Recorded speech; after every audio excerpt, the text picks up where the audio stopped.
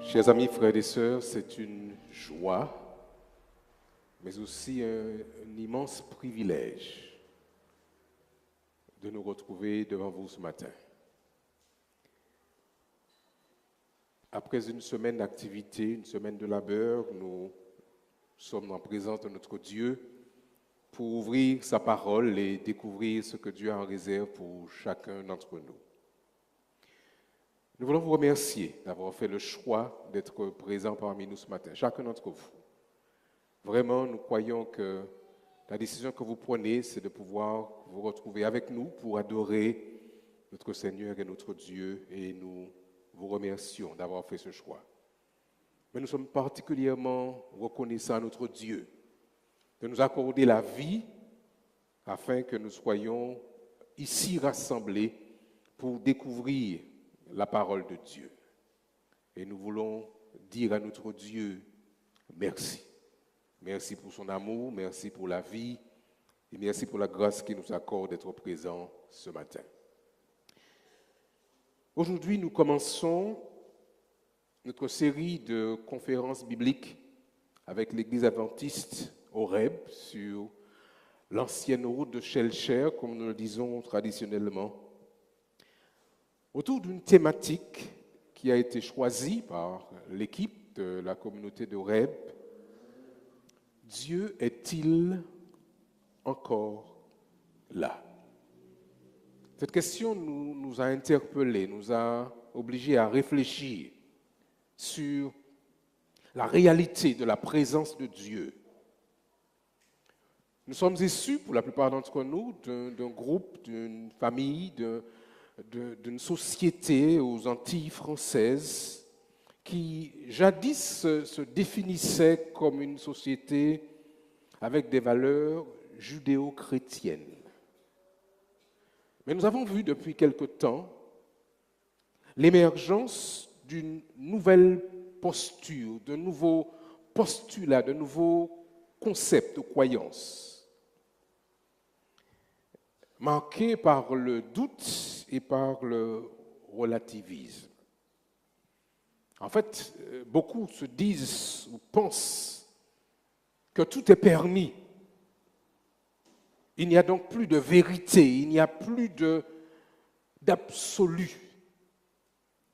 La foi aurait même disparu. Mais au sein de mouvements religieux comme celui de l'Église adventiste du 7e jour, et dans d'autres mouvements religieux, on peut observer le déclin de la pratique religieuse et de l'expression assumée de la foi dans un être transcendant, dans un être révélé. Pour les chrétiens, il se définit, il se présente dans la Bible, la parole de Dieu, comme Dieu, le divin, l'éternel, et puis les différents noms par lesquels il se présente. Si les chrétiens ne croient plus aujourd'hui, cela voudrait peut-être dire, et pour reprendre l'expression du philosophe allemand Nietzsche, cela peut-être voulait dire peut-être que Dieu serait mort. Il se trouve, cependant, mesdames et messieurs, chers amis, il se trouve que cette citation n'est qu'une simple reformulation de personnage d'Ivan Kamarov qui dit « Si Dieu est mort, alors tout est permis » de l'écrivain russe Dostoïevski.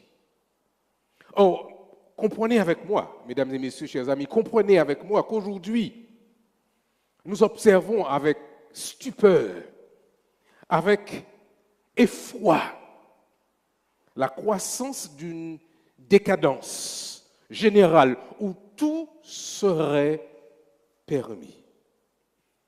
La question donc que nous voulons considérer avec vous, chers amis, pendant ces quelques semaines, pendant ces 3 semaines de série de conférences, est donc, il nous semble tout à fait pertinente. Dieu est-il toujours là? Est-il encore présent dans la vie, dans la réalité? Est-ce que nous pouvons penser et dire qu'il y a un être supérieur qui est présent et qui contrôle et qui oriente et qui a un plan pour chacun d'entre nous? Il se trouve, mesdames et messieurs, que depuis plus de 2000 ans, le personnage que l'histoire reconnaît comme étant Jésus de Nazareth faisait lui-même la déclaration suivante. Cette déclaration, d'ailleurs, a été reprise dans le texte sacré, dans la Bible, la parole de Dieu. Dans l'Évangile selon Luc, au chapitre 18 et au verset 8. Et voilà ce que Jésus disait à l'époque, ce jour-là. Quand le Fils de l'homme viendra, il pose la question, trouvera-t-il de la foi sur la terre? Alors nous posons la question, Dieu est-il encore là? Et nous la posons d'une manière différente avec Jésus en nous interrogeant sur la réalité de la foi sur la terre aujourd'hui. Mes chers amis, mesdames et messieurs, face à ce déclin de la foi, parmi nous parfois, autour de nous, nous croyons, en tant que chrétiens des derniers temps, en tant que membres de la communauté adventiste du 7e jour, nous croyons qu'il est important, qu'il est même fondamental d'introduire avec vous aujourd'hui cette réflexion, afin de poser la question de la véritable présence de Dieu parmi nous. La présence du divin, de la réalité dans la réalité quotidienne de chaque être humain et du devenir de l'humanité, de la race humaine, de notre planète avec tous ses habitants et toutes ces créatures vivantes qui sont avec nous sur cette terre. Aussi, afin d'aborder cette thématique de manière dynamique et peut-être innovante, nous avons choisi de la faire à 3 voix, comme nous l'avons présenté d'ici il y a quelque temps. 3 membres de l'équipe pastorale du district Centre-Ouest qui vont à tour de rôle se présenter devant vous et développer notre réponse à la question « Dieu est-il toujours là ?» Demain soir, nous commencerons avec pasteur Lionel Mitraille. Pasteur Lionel Mitraille achève son stage pastoral dans ce district. Il sera celui qui prendra le micro dès demain soir. Ensuite, je prendrai le relais pour continuer la réflexion et puis elle sera terminée par notre bien-aimé collègue pasteur non salarié de cette organisation, Claudine Mitraille. Et nous allons chacun, Claudine Ténitry, je dis Mitraille, Claudine Ténitry, nous allons chacun aborder un angle différent de cette réflexion. Pasteur Mitraille va se focaliser sur Dieu dans la prophétie. Comment nous pouvons voir la main de Dieu dans la parole prophétique de notre Seigneur et Sauveur Jésus-Christ. Ensuite, je prendrai le relais sur la place de Dieu dans la famille, dans la vie familiale. Et puis, pasteur Ténitry nous conduira dans une réflexion sur la place et la présence de Dieu dans la vie personnelle. Je vous invite, mesdames et messieurs, chers amis, à faire des plans pour être avec nous dans chacune de ces périodes, que ce soit la période prophétique, la période familiale ou la période qui va s'adresser à la vie individuelle et personnelle. Chaque soir, nous serons ici, comme vous l'avez déjà entendu, tous les soirs de la semaine, sauf le jeudi où nous ferons relâche, et le samedi soir de 18h45. Et nous avons pris l'engagement de pouvoir terminer la conférence à 20h, par la grâce de Dieu. afin de tout mettre en place pour vous accueillir dans les meilleures conditions, nous voulons vous inviter, vous qui êtes déjà présents, mais vous qui nous regardez à la maison et qui allez nous rejoindre ici à l'église d'Oreb, nous voulons vous inviter à, quand vous arrivez, à vous inscrire à l'accueil. Nous avons une équipe d'accueil qui se fera un plaisir, une joie de vous accueillir et nous allons donc vous inviter à passer à l'accueil, vous inscrire afin que nous puissions préparer pour vous le meilleur accueil possible. Chaque soir, en arrivant, vous recevrez, si vous n'avez pas encore reçu, un livret qui vous a été préparé. Un livret qui vous permettra de prendre note de ce qui sera dit, et puis vous allez aussi noter vos questions, vos réflexions, votre prière du jour, et puis vos notes personnelles afin de pouvoir suivre ensemble avec nous cette réflexion. Ce matin, j'aimerais brièvement introduire cette réflexion autour d'une courte conférence qui a pour titre « Jésus, le Fils créateur supérieur aux anges ». Jésus, le Fils créateur supérieur aux anges.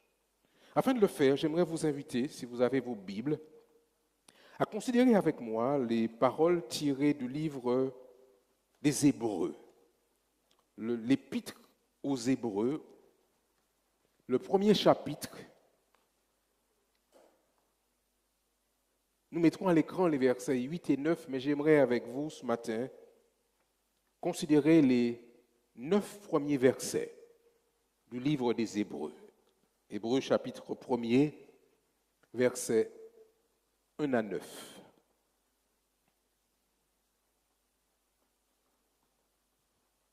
Voilà ce que déclare ce livre.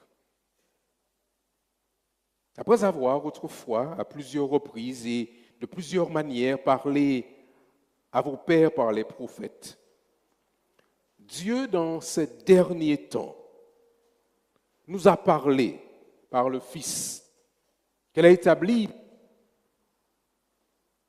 établi héritier de toutes choses, par lequel il a aussi créé le monde et qui, étant le reflet de sa gloire et l'empreinte de sa personne et soutenant toutes choses par sa parole puissante, fait la purification des péchés et s'est assis à la droite de la majesté divine dans les lieux très hauts, devenus d'autant supérieurs aux anges qu'il a hérité d'un nom plus excellent que le leur. Et puis le verset qui nous intéresse ici, verset 8 et verset 9.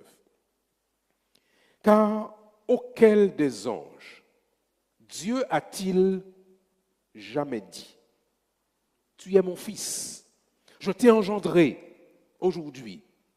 Et encore, il continue, je serai pour lui un père et il sera pour moi un fils.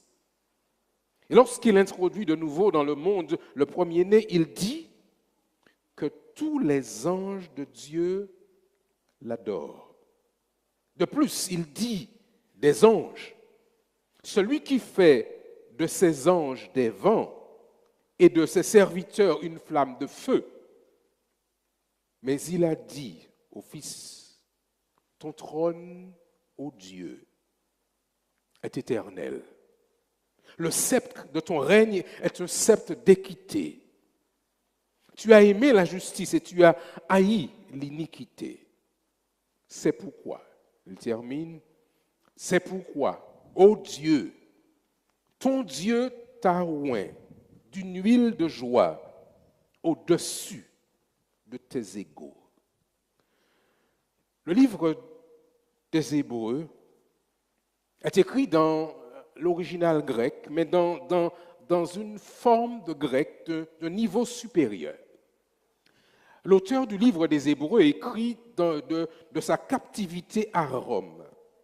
Et il veut, pendant le contenu de cet épître, affirmer la supériorité de celui que la Bible présente comme étant Jésus. Il est supérieur aux anges. Alors, il y avait, c'est vrai, à l'époque, chez les Hébreux, une vénération des anges. Et l'auteur du livre des Hébreux veut recentrer la personne et la place de celui que la Bible présente comme étant le Fils de Dieu. Et il insiste pour le présenter dans ce niveau de supériorité par rapport aux êtres qui sont définis comme étant des anges, des êtres célestes, invisibles pour nous. C'est vrai qu'il y a une activité céleste autour de nous, d'être invisible pour les humains que nous sommes, mais par conséquent, malgré tout, nous pouvons affirmer leur présence, la réalité de ces êtres dans la vie des individus, des humains que nous sommes. Mais le livre des Hébreux affirme, ô Dieu, ton Dieu est éternel. Ô Dieu, il précise, il insiste que tous les anges t'adorent. Or, la Bible affirme que nous devons adoration à Dieu seul. Et s'il présente celui que la Bible présente comme étant le Fils, comme étant supérieur, et il le définit comme étant celui qui a créé la terre et les cieux, celui qui a fait de ses anges des vents. Et il lui dit, je cite encore pour vous le texte, ton trône, ô Dieu, est éternel. Nous savons bien, mesdames et messieurs, chers amis, nous savons bien que le seul être éternel, c'est Dieu. Et il présente, celui qui parle à Jésus, le présente comme étant Dieu éternel. Le sceptre, l'autorité t'a été donnée. Tu as aimé la justice et c'est pourquoi il répète. Ô Dieu, ton Dieu t'a oint d'une huile de joie au-dessus de tes égaux. Alors ce matin, j'aimerais, chers amis, affirmer en introduction devant vous aujourd'hui. Oui, Dieu est là. Il est présent. Et non seulement il est présent, mais nous lisons dans le livre des Hébreux qu'il veut nous parler. Vous l'avez sans doute observé, vous l'avez sans doute noté quand vous avez commencé la lecture de cet épître, quand il dit, après avoir autrefois, à plusieurs reprises et de plusieurs manières, parlé à nos pères par les prophètes, Dieu, dans ces derniers temps, nous a parlé par le Fils. Mesdames et messieurs, chers amis, Dieu veut parler. Il veut se révéler. Il veut que nous puissions savoir qu'il a des choses à nous dire. Il veut parler. Dieu n'est pas mort, il existe, il est présent et il s'intéresse à chacun d'entre nous. La deuxième information qui me semble importante par rapport à la réponse à ce questionnement sur la réalité de Dieu, c'est que cette personne, Jésus, le Fils, n'est pas une personne nouvelle. Cependant, cette personne a une place unique dans le concept même de la divinité, de ce qu'on appelle parfois la cosmogonie, l'organisation de la divinité. Dieu existe avec Jésus. Et le livre des Hébreux s'appuie pour affirmer cette déclaration à partir de ce qui avait été dit auparavant dans le livre des Psaumes, pour réaffirmer la place et le rôle du Fils dans le processus de la création et de sa relation avec la divinité. Prenez, si vous voulez bien, dans vos Bibles, le livre des Psaumes. Et vous observerez que cette déclaration qui a été faite dans le livre des Hébreux n'est qu'une citation presque verbatim de ce que nous trouvons dans Psaume chapitre 45. Psaume 45. Et les versets qui nous intéressent, ce sont les versets 8 et 9, mais nous lirons pour une meilleure intelligence à partir du verset 1er.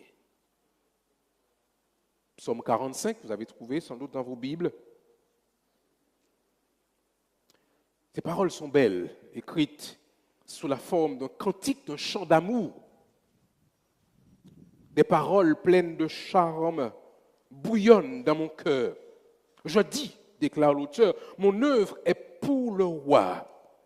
Que ma langue soit comme la plume d'un habile écrivain. Tu es le plus beau des fils de l'homme. La grâce est répandue sur tes lèvres. C'est pourquoi, il affirme, Dieu t'a béni pour toujours. Vaillant guerrier, c'est ton épée, ta parure et ta gloire. Oui, ta gloire. Sois vainqueur, monte sur ton char, défends la vérité, la douceur et la justice, et que ta droite se signale par de merveilleux exploits. Tes flèches sont aiguës, des peuples tomberont sous toi, elles perceront le cœur des ennemis du roi. Et puis il déclare ici, à partir du verset 6, à partir du verset 7 plutôt, ton trône, ô Dieu, est à toujours. Le sceptre de ton règne est un sceptre d'équité. Tu aimes la justice et tu hais la méchanceté. C'est pourquoi il répète, ô Dieu, ton Dieu t'a oint d'une huile de joie par le privilège de tes collègues.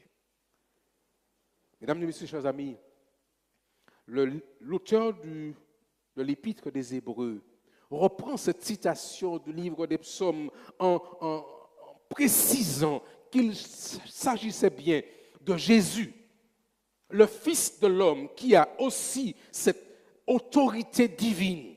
Ô Dieu, tu es Dieu, ton sceptre est éternel. Alors, je réaffirme une troisième fois devant vous ce matin. Oui, Dieu est là. Et parce qu'il est là, il veut nous sauver. N'en déplaise aux incrédules, aux agnostiques et même parfois aux athées, il y a, chers amis, une véritable activité dans le monde de l'invisible au service de l'humanité. Je le répète parce que parfois, parce que nous ne voyons pas, nous pourrions penser qu'il n'existe pas. Il y a une véritable activité dans le monde de l'invisible au service de l'humanité. Dieu est là. Il s'intéresse à nous. Il veille sur le cheminement des uns et des autres. Alors nous voulons vous inviter, mesdames et messieurs, chers amis, nous voulons vous inviter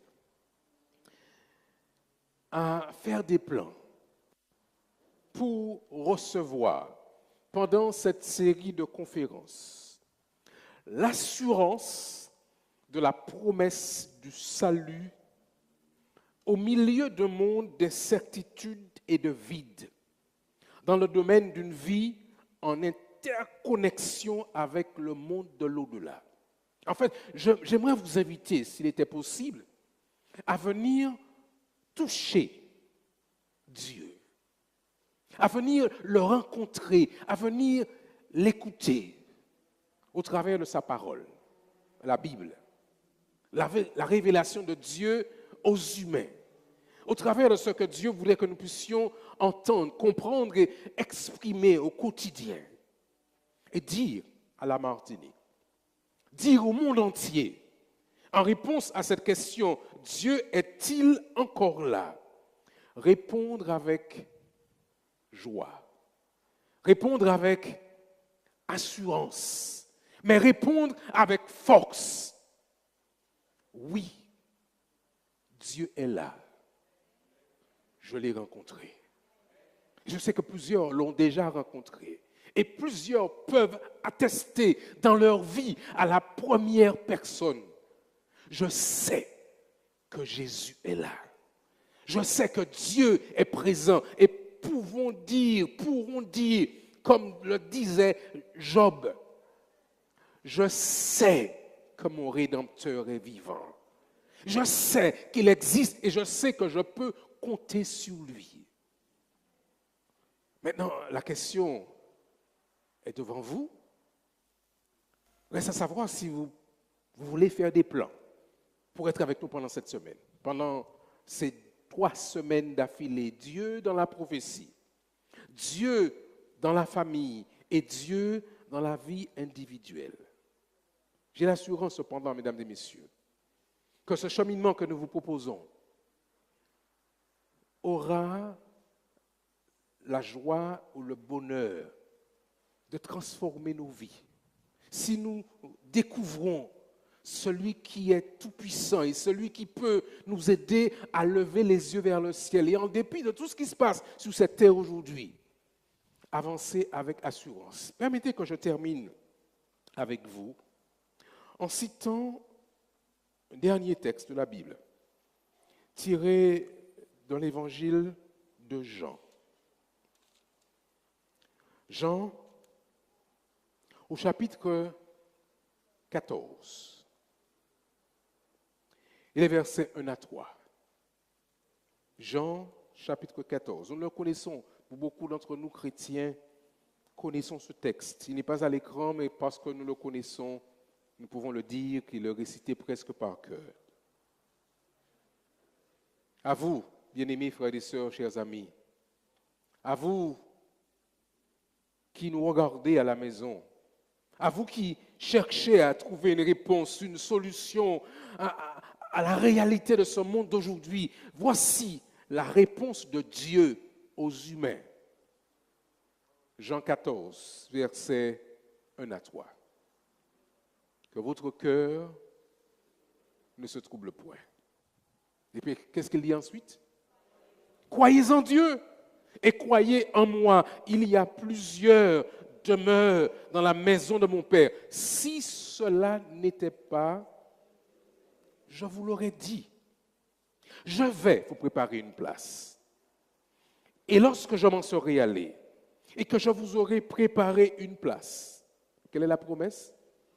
Je reviendrai et je vous prendrai avec moi, afin que là où je suis, vous y soyez aussi.